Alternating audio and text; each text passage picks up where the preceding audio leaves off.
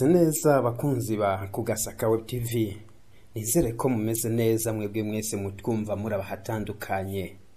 Ni muri rwa rukurikirane rw'ibiganiro tubashikiriza, ibiganiro by'ubwenge, ibiganiro tuba twafatiye umwanya tukabakorera ubushakashatsi bwimbitse.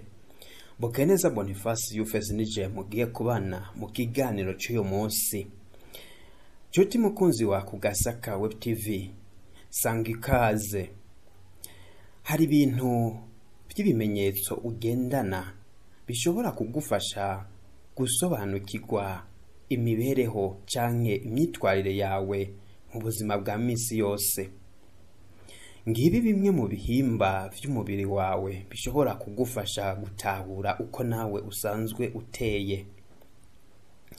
Ese waruzi ko uko ikirenge cawe giteye gishobora kugufasha guhishurirwa imiterere yawe canke uko usanzwe witwara mu buzima bwa minsi yose? Chuti mukunzi wa Kugasaka Web TV, nkuko tubikesha ubushakashatsi bw'urubuga www.herebeauty.com muri article yago yitwa herebeauty.com, baratwereka uburyo bugera ku 9 bw'imiterere y'ikirenge cy'umuntu, photo shapes. Ubwo buryo bukaba bunajanye n'imiterere y'abantu itandukanye, nkuko nabo nyene bafise ibirenge bitandukanye. Ubona ko ibirenge byawe uko byoba biteye bishobora kugufasha no gusobanukirwa imiterere yawe canke uko usanzwe witwara mu buzima bwa misi yose. Uburyo bwa mbere ni uburyo bita Egyptian foot. Egyptian foot nibwo buryo bwa mbere bw'ikirenge.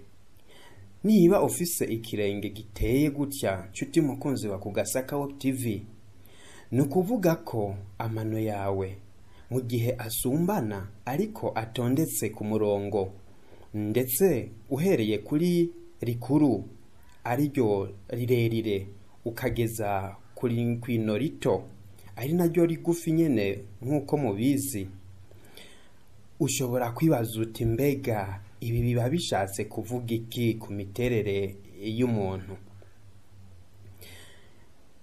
Abantu bafise imiterere y'ikirenge canke bafise ubu bwoko bw'iki kirenge n'abantu bafise ibanga cyane. Ni n'abantu kandi badashobora kuguhishurira ibiberekeye, ndetse ni ba bantu bakunda guhimbarwa cyane. Ubwo nibwo bwoko bwa mbere bw'ikirenge, ubwo bise Egyptian foot. Ubwoko bugira kabiri bw'ikirenge ni ubwoko bise Roman foot.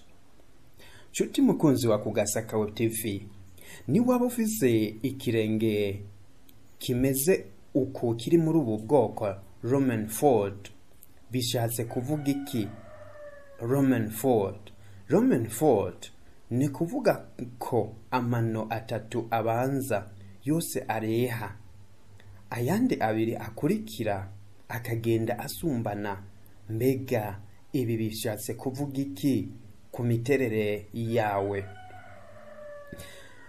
Abantu bameze uku, abantu bafise ubu bwoko bw'iki kirenge, aba bakunze kuba inshuti nziza ndetse baranakundwa, hanyuma kandi bakaba bahuza n'abandi bantu cyane mu buzima bwa misi yose. Turagaruka no ku buryo bwa gatatu canke ubwoko bwa gatatu aribwo bwa nyuma, ni bwoko bita peasant foot.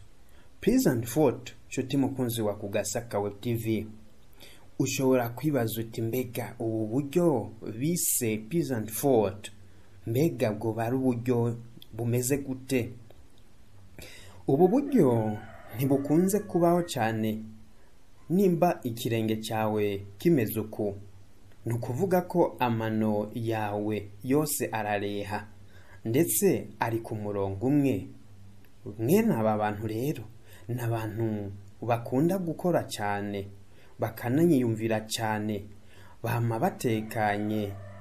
Umuntu ari mu uyu mugwi ni wa muntu akunda kuba agirirwa icyizere, ni wa muntu kandi bashobora kwifashisha mu kumutora ko akarorero, mu kumwifashisha mu gihe habaye ikibazo cyangwa amatati kugira ngo afashe mu gukemura ibi bibazo cyangwa mu gutorera umuti ibi bibazo.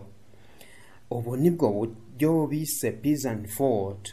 Nuko rero nshuti mukunzi wa Kugasaka Web TV, ubu nibwo buryo butatu bw'ikirenge cyangwa ubwoko butatu bw'ikirenge bushobora kugufasha gutahura uko usanzwe uteye mu buzima bwawe bwa minsi yose.